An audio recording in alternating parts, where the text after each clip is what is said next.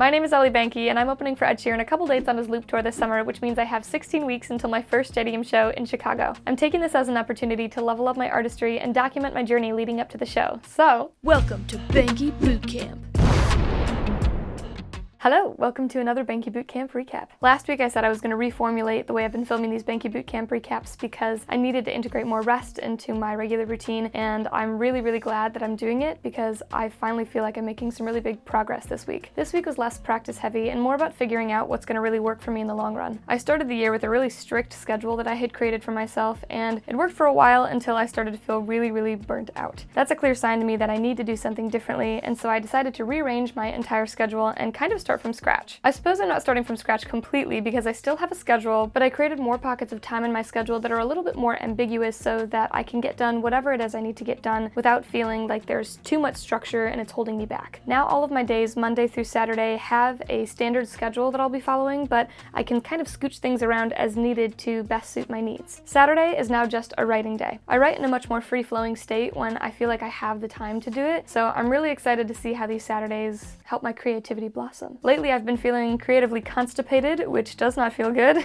And I've also realized that I need to experiment in writing some bad songs. I give everybody a piece of advice that I actually read in Ed Sheeran's autobiography that says that writing songs is like turning on an old faucet. At first the water will run brown, but then eventually, as you keep letting the water run, it'll start to be clear. This is a great piece of advice from Ed, and while I have doled it out because, like I said, it's a great piece of advice, I really have not taken it. In all honesty, I think I'm really scared to write what I feel like is bad music or things that don't feel like it properly reflects what I want and what I have to say. But my challenge this next week is to go in and just write some really bad songs. Like purposefully bad, like expel all of the junk in my system, you know, that I know is not inherently going to sound good from a songwriting perspective because I just need to do it.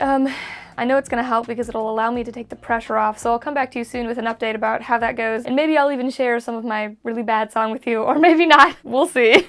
Anyways, back to the schedule. Monday through Friday has a relatively similar layout to each day, but as an overview for what all of them mainly consist of, I will be getting 10 hours of sleep at night. I will wake up in the morning and I'll have 2 hours to exercise, to eat, to be present with myself and start my day, and then I'll go into a couple hours where I have time to do miscellaneous tasks, answer emails, do everything that I need to do to make sure that things are running smoothly in my business as an artist. Then I have a break for lunch and to read or take a walk or whatever I need to do, something that feels creatively fulfilling, and then I go into a chunk of time where I practice an instrument. I'll trade off what instrument that is every other day, piano or guitar, and I'm shooting for an hour and a half of practice time per day. I think practicing both of my instruments in the same day has been kind of overwhelming for my brain, and I need a little bit more time to slow down and really take in the information at a speed that my brain fully comprehends it and can then put it into motion so it doesn't feel like I'm scrambling to learn so many things at once. After my chunk of time in the day where I practice, this will be my time to record, film content, do show prep, work with other musicians, do some writing, whatever it is I need to do in that time. This is that kind of ambiguous chunk of time that I was talking about, and I think it's going to be really helpful. After that, I shut everything off for the evening,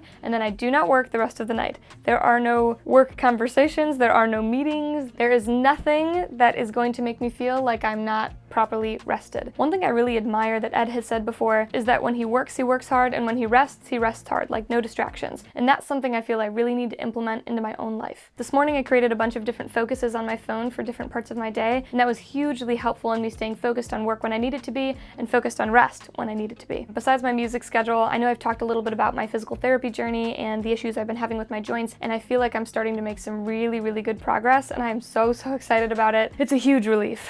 I'm also starting vocal therapy soon because I have a little bit of swelling on my cords, and I've noticed a noticeable difference, especially in the lower part of my range, and so I know that I need to take action about that, and so I am. That's my recap for the week. Like I said, it was mostly me figuring out what I need to do moving forward, and I'm feeling really confident about my choices and the ways that I'm helping myself. As always, thank you so much for watching. Don't forget to subscribe and click the bell notification so you never miss a Banke Bootcamp update. See you next week!